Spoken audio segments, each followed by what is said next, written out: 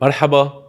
توم باراك المبعوث الأمريكي إلى سوريا ولبنان وسفير الولايات المتحدة الأمريكية بتركيا يهدد لبنان بالحرب الأهلية وبالحرب الإسرائيلية أيضا.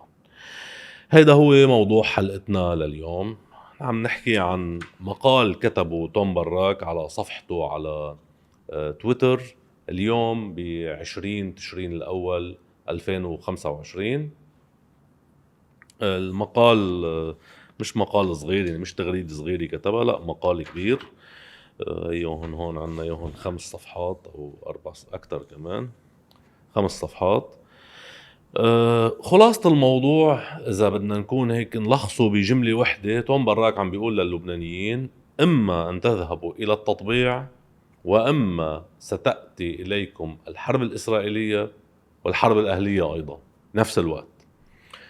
توم باراك بمقاله من بعد ما يحكي على سوريا وعن تطورات بالمنطقة وعن اتفاق وقف إطلاق النار بغزة وعن قمة شرم الشيخ يلي اجتمعوا فيها بعض الأنظمة العربية مع والإسلامية مع الرئيس الأمريكي دونالد ترامب، وهزأ غالبيتهم ترامب.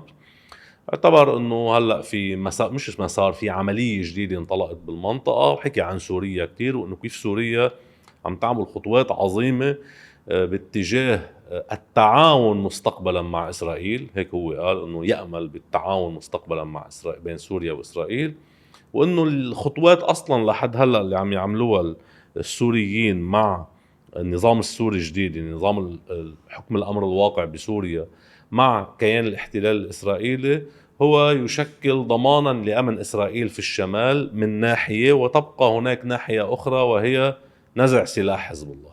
ولكن كل كلامه بيحطه توم باراك تحت مظله وحده او تحت عنوان انه اتفاقات ابراهام لكل المنطقه، يعني لكل دول المنطقه، هي البوصله الحقيقيه. هو بيستعمل تعبير انه هي نجم الشمال الحقيقي، ف انه هي البوصله.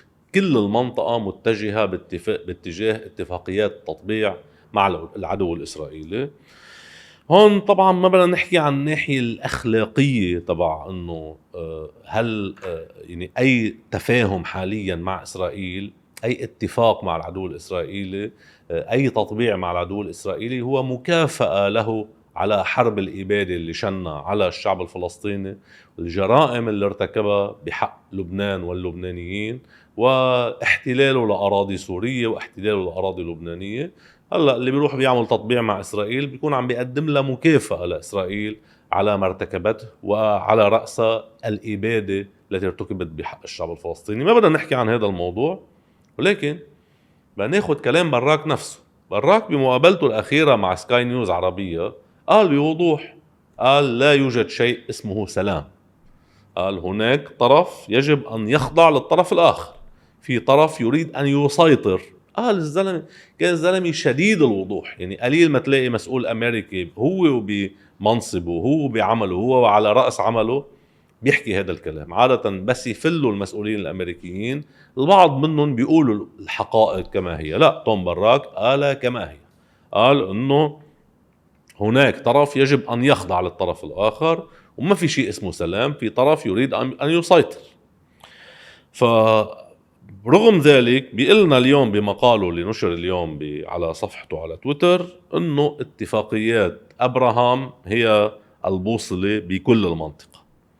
لما بيجي على الجانب اللبناني في عندي كذا ملاحظة على اللي قاله براك. يجي بيقول أنه إدارة بايدن رعت اتفاقية وقف الأعمال العدائية بما يخص لبنان والعدو الإسرائيلي بسنة 2024. أنا هون لفتني أنه توم براك ما عم بيقول أنه الولايات المتحدة الأمريكية هي اللي عملت هذا الاتفاق. بالعكس، هو قال اللي رعى هذا الاتفاق هي إدارة بايدن. وعادة الإدارات الأمريكية لما بدها تتنصل من شيء مسبق ما بتحمل مسؤوليته للولايات المتحدة الأمريكية، بل بتقول الإدارة السابقة عملت هيك. هلأ هون ما عم نقول هذا الكلام تجنيا عليه، لا، لأنه هو بنفس الجملة بيقول أنه هذا الاتفاق فشل فشلا ذريعا، فشلا تاما. بيقول أنه هذا الاتفاق فشل، يعني وقف يعني أو نية وقف التصعيد الموجودة بهذا أو الحد من التصعيد الموجودة بهذا الاتفاق اللي راعته إدارة بايدن فشلت فشلا تاما. فهذه أول نقطة. النقطة الثانية أنه توم باراك لما بكل مقاله لاحقا هو ما عم يحكي عن تطبيق اتفاق اللي صدر بتشرين الأول أو البيان الرئاسي الأمريكي الفرنسي اللي سميناه نحن اتفاق وقف إطلاق النار أو اتفاق وقف أعمال عدائية اللي صدر يوم 27 تشرين الثاني 2024. أبدا ما عم يحكي باراك عن هذا الاتفاق إنه لازم بما إنه فشل لازم النجح، ولا إنه مش قال إنه فشل هذا الاتفاق فبالتالي بقى نروح نلزم الأطراف تبع الاتفاق بأنه يطبقوه. لا لا أبدا أبدا. إجا قال في ورقة جديدة نحن جايبينها على لبنان، وعلى لبنان أن يلتزم بهذه الورقة، وإلا إنه ما بيمشي الحال، وإلا منروح على حرب. يعني إذا لم ينزع سلاح حزب الله بإشراف أمريكي فرنسي، إسرائيل ستأتي وتنفذ حربا على لبنان. هيك الزلمة عم بيقول. لا الطبيعي هو حاطط هون انه ببداية المقال هو معتبر او بعنوانه حاطط انه هذه نظرة شخصية له، هذا رأيه الشخصي او رؤية شخصية. لكن بالاخر هذا الزلمة مش زلمة عادي، هو يعني مش كاتب معلق صحافي مسؤول سابق عم يحكي. لا، اللي عم يحكي هو سفير أمريكا بتركيا، وهو المبعوث الرئاسي الأمريكي إلى سوريا وإلى لبنان، منه شخص عادي. فهون ما فينا نعتبر أنه رأيه الشخصي أو رؤيته الشخصية لا تعبر عن موقف بلاده، خاصة بعهد ترامب، وأنه هذا الزلمة قريب جدا من ترامب وهو ما عنده خبرة دبلوماسية ولكن بزنس مان وفي علاقات بينه وبين ترامب. فجابوا حطوا سفير وسلموا بعد منا ملفين فوق الملف اللي بإيده اللي هو العلاقة مع تركيا، سلموا ملف سوريا وملف لبنان. هون لما بيجي توم باراك وبيقول انه اذا ما وافقتوا على الورقة الامريكية الجديدة، على الورقة الامريكية اللي مطروحة على لبنان، يلي برجع بقول هدفها هو شو؟ هو التطبيع مع اسرائيل. بيقول الزلمة بكل وضوح، قال انه اتفاقات ابراهام هي البوصلة. مرة الثالثة بيقولها لهلا. بيقول انه اسرائيل بدها تيجي تضرب حزب الله، هذه واحد، يعني هون عم بيهددنا. اثنين، فوق هيك يضع الانتخابات النيابية اللي جاية على لبنان ب 2026 بأيار 2026 بنفس السياق. يعني هو بيشرح هون بيقول انه اسرائيل بتيجي بتعمل حرب، حزب الله بيكون أضعف، بدنا نقرب من الانتخابات النيابية، وبالتالي حزب الله يمكن يطلب تأجيل الانتخابات النيابية لأنه رح يكون أضعف نتيجة الضربات الإسرائيلية والخسائر اللي رح يواجهها على مستوى السمعة وعلى المستوى السياسي وعلى مستوى الأرض. هيك قايل، خسائر على مستوى الأرض، يعني خسائر على مستوى الجغرافيا. يعني في أرض هو بيقول انه ارض بده يخسرها حزب الله، يعني ارض بده يخسرها لبنان لمصلحة العدو الاسرائيلي. فامام هذه الخسائر حزب الله رح يطلب تأجيل الانتخابات النيابية. وهون بفوت على تهديده الثاني، يعني اول تهديد هو تهديد بحرب اسرائيلية، ثاني تهديد بيقول انه في حال حزب الله قرر يأجل الانتخابات النيابية، وأنه في حال نجح بذلك أو خطوة من هذا النوع ستؤدي إلى شلل بمجلس النواب وإلى تعميق الفراغ الحكومي. وبيقول هذا الأمر سيؤدي إلى قيام احتجاجات على مستوى وطني، احتجاجات على مستوى وطني في لبنان مثل اللي صارت بسنة 2019، ولكن هذه المرة بده يكون في معها توترات مسلحة وانهيار اقتصادي. علما انه هاي خبرية الانهيار الاقتصادي هذا الزلمة جاي عم انه او انه جاهل مثل ما عمل مثل ما حكي لما حكي عن سنة 75 و 78 وصار يقول انه وقتها تأسس حزب الله. ارجع تأسيس حزب الله لسنة 75 السبعينات.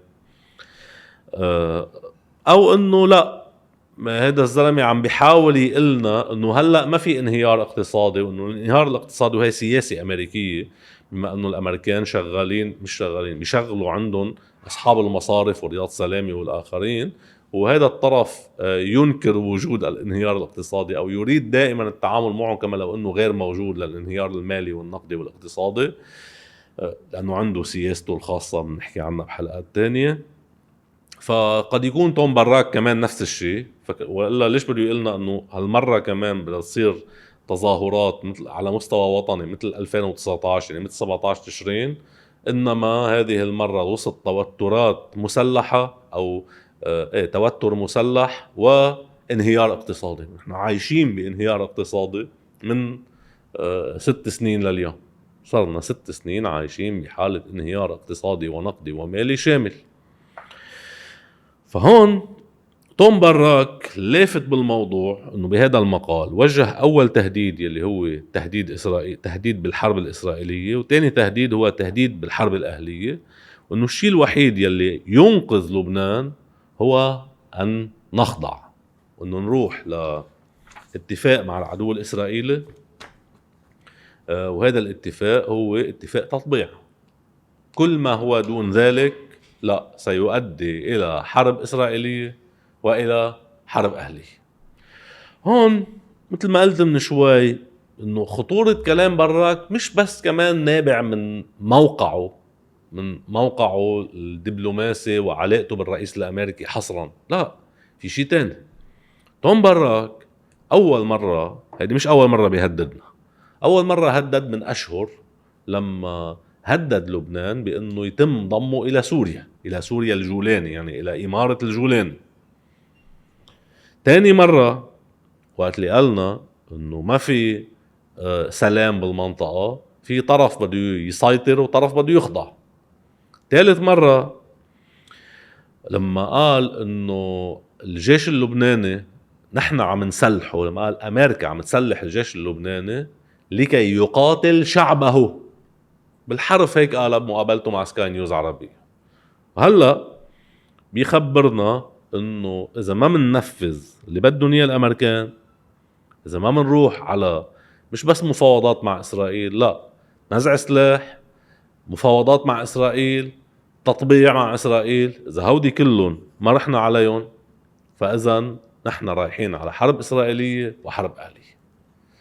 برجع بقول لو قايل هذا التصريح لحاله بضل موضوع خطير جدا شديد الخطورة، ولكن بيكون تصريح واحد، ولو انه مكتوب، يعني مفكر فيه قبل ما ينشره، ولو انه مكتوب، مش انه بمقابلة او بمؤتمر صحفي وطلع معه هيك، لا، يعني هذا موضوع مخطط هو ليقول هذه الكلمات.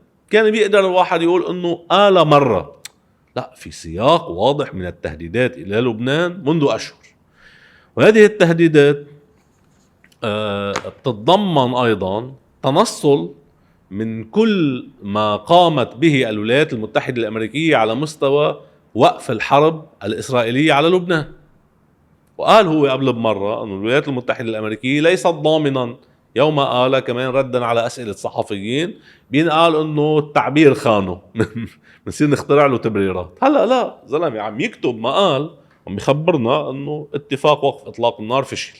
يعني الأمريكان من بعد ما أخذوا اتفاق وقف إطلاق النار تبع سنة 2027، هودي اللي كل جماعة أمريكا بلبنان كلهم بلا استثناء بيقولوا لنا أنه هو الاتفاق لمصلحة إسرائيل، وهذا الاتفاق إسرائيل بموجبه فيها تعمل اللي بدها إياه.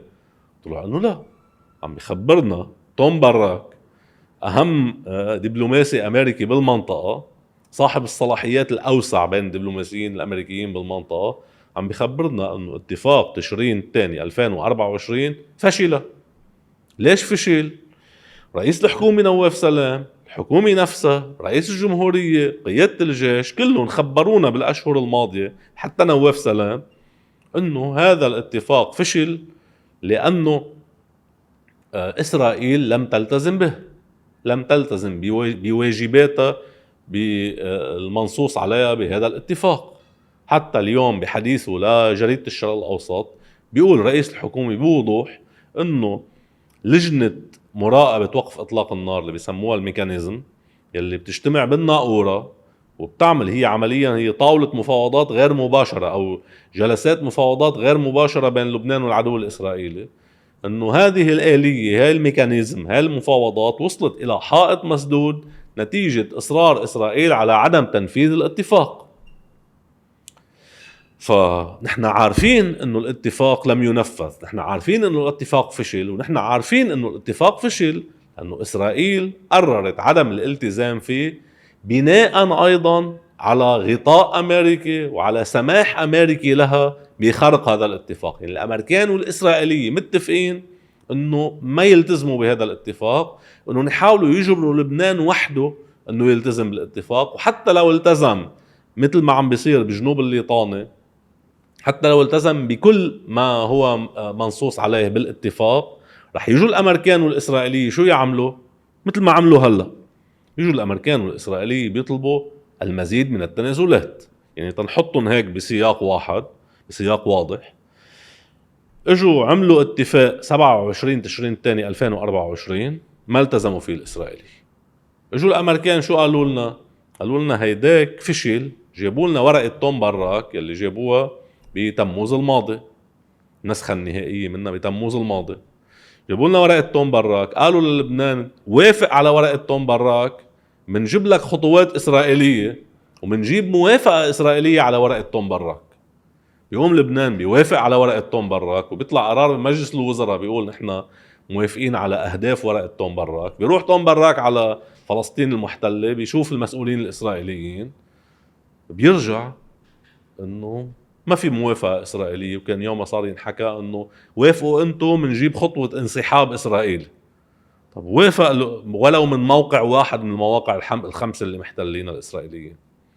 وافق لبنان، ما جيبوا لنا لا موافقة إسرائيلية على الورقة ولا خطوة من ضمن الخطوات المطلوبة من إسرائيل بموجب هالورقة. يعني تراجع جديد.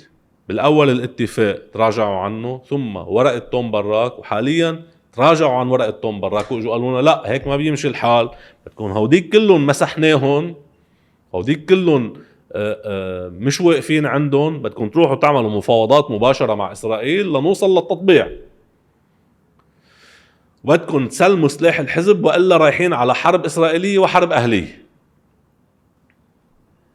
فهذا الكلام هو نحن دايما بنسمع كنا وبعضنا كتار مننا بيرددوا شعار انه تحديدا مع سماحة السيد حسن نصر الله كنا نكرر شعار الامام الحسين بكربلاء: ان الداعية ابن الداعي قد ركز بين اثنتين بين السلة والذل. اللي جايبه توم براك اليوم ليس سوى هذا الخيار. قاعد هالعالم وعم بيقول لهم ليكو يا جماعة، عم بيقول لهم للمسؤولين بلبنان وللمسؤولين بالمنطقة ليكو عندكم هالخيارين: يا بترضخوا مثل ما قال بمقابلته مع سكاي نيوز، يا إسرائيل جاي تعمل عليكم حرب. بلبنان في كتير أصوات قبلاني بالذل.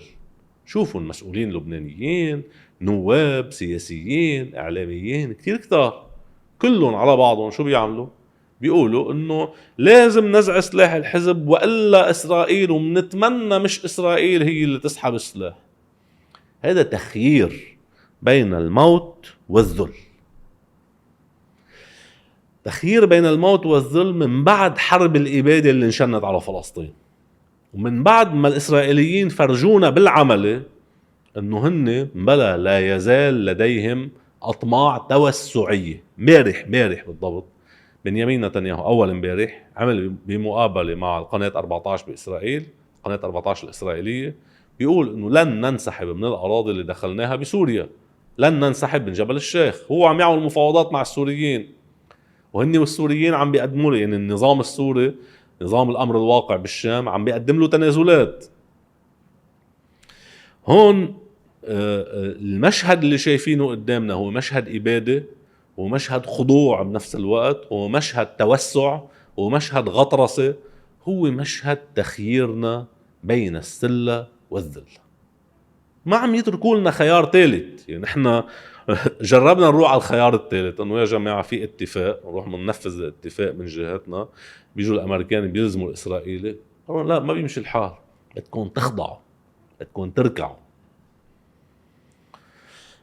هذا الخيار هون الدولة اللبنانية مطلوب منها، يعني مش مطلوب من الدولة اللبنانية ترفع شعار هيهات من الذلة، ما حدا عنده هذا الأمل يعني. بس إنه السلطة في لبنان مطلوب منها موقف. هذا التنازل تلو التنازل للأمريكيين والسكوت على ارتكاباتهم اللي عم يعملوه، على هاي الغطرس اللي عم يعملها توم براك، يلي بيهددنا مرة واثنين وثلاثة، مرة بالضم إلى سوريا، ومرة بيهدد العالم بالحرب، ومرة بيهدد العالم بنهاية لبنان، ومرة بيهدد بيطلع بيبهدل العالم والصحفيين. هيك شخص مفروض ينوضع له حد. نحن صحيح بلد صغير، بس المفروض يكون عندنا حد أدنى من الكرامة الوطنية تسمح لنا نيجي نقول له لتوم براك انه تعال حبيبي مش هيك بصير الشغل، انه تعال حبيبي بدك تروق. يعني بلبنان ما بدك تحكي بهي الطريقة، ما فيك تهددنا. المفروض ينقل له هذا الشيء، مش نضل راكدين بدنا نراضيه ونقول له دخيلك ولا وقعك تزعل وما بعرف، ويزعل مثل قصة انه توم براك بيقول فشلت آلية العمل تبع وقف اطلاق النار، رئيس الحكومة بيقول فشلت. طب ليش لبنان بعده بالميكانيزم؟ ليش بعده مشارك بالآلية؟ ليه ما بينسحب منها؟ شو عم يعمل بالآلية طالما هذه الآلية لا تؤمن مصالح لبنان؟ صار لنا سنة لهلا، الشهر الجاي بيصير لنا سنة، صار لنا 11 شهر لم تؤمن مصالح لبنان، لم تحمي اللبنانيين، لم تحمي أملاك اللبنانيين، لم تحمي أموال اللبنانيين، لم تحمي أرواح اللبنانيين، ولم تصن دماء اللبنانيين. ما قدرت ترجع الناس على بيوتها، ما قدرت تسمح للناس انه يرجعوا إعادة الإعمار حتى في المناطق التي ينزع سلاحها، وحتى في المناطق اللي هي الآلية، مش الآلية يعني القيادة الوسطى الأمريكية ناطقة باسم الآلية والمتحكمة بهذه الآلية، طلعت قالت انه صار في الجيش اللبناني مستلم من جنوب الليطانة أكثر من 10,000 صاروخ. رغم ذلك يعني الامريكان معترفين انه لبنان عم يعمل اللي عليه، رغم ذلك لبنان بعده متمسك بالبقاء بالآلية. لشو؟ اهم رد على توم براك رد دبلوماسي هو اولا اسكاته والقول له، توجيه رسالة شديدة اللهجة له، مش عبر وزير الخارجية. وزير الخارجية ده ما بينفع لشيء يعني، نكتة هو وزير الخارجية. لا، بس الحكومة بدها تاخد قرار بهذا الموضوع، حكومة بدها تاخد موقف تقول انه ما بنقبل توم براك يحكي هيك. الحكومة بدها تاخد موقف بما يخص الالتزام او البقاء في آلية مراقبة وقف اطلاق النار، لانه هذه ما نفعت. انه مش هلا نروح نفتش، يجوا الامريكان يقولوا لنا هاي الآلية مش شغالة، يلا زيدوا لنا مدنيين عليها ليمشي الحال. انه هيك بيصير في مفاوضات مباشرة بين السلطة السياسية بلبنان والحكومة الإسرائيلية، وهيك بيمشي حال الآلية. لا، الامريكان صار لهم سنة عم بيكذبوا علينا، صار لهم سنة عم يخدعونا. امام خياري السلة والذلة، بعتقد المفروض السلطة في لبنان ومن خلف الامريكيين يكونوا واضح لهم انه الناس اللي كل الوقت رفضت الذل كمان هالمرة رح ترفض الذل. ما بتزبط يعني، في سوء تقدير وعدم معرفة بهود الناس. مثل ما بيقول براك انه هو عم يحكي بمقالته عن الحرب الجاية، وانه كيف رح تكون، انه من بعد ما اسرائيل تعمل حرب على لبنان، انه عم يحكي عنها كحتمية، انه الحزب رح يضعف والناس رح كرمال هيك ما بده الناس ما بدها تصوت له، فهو رح يروح يطلب تأجيل الانتخابات. هذا جهل بهيدي الجماعة، جهل بهود الناس، جهل بموقفهم الحقيقي، وهيك تفكير أبله عن علاقة بين الناس ومن يمثلونهم.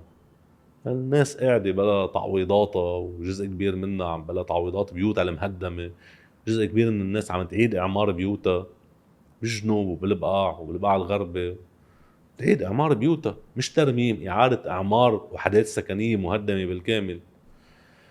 وهود الناس اللي مرقوا بظروف كتير صعبة وما تخلوا عن المقاومة، ما بعرف على أي أساس توم براك معتبر إنه هلأ رح ينقلبوا على المقاومة. معتبر انه بتهديدهم رح يخضعوا. ما بتزبط انه يخضعوا. هو هون الخوف انه السلطة السياسية بلبنان هي اللي تخضع. ان شاء الله ما يصير هيك. نشوفكم بحلقة جديدة قريبا ان شاء الله.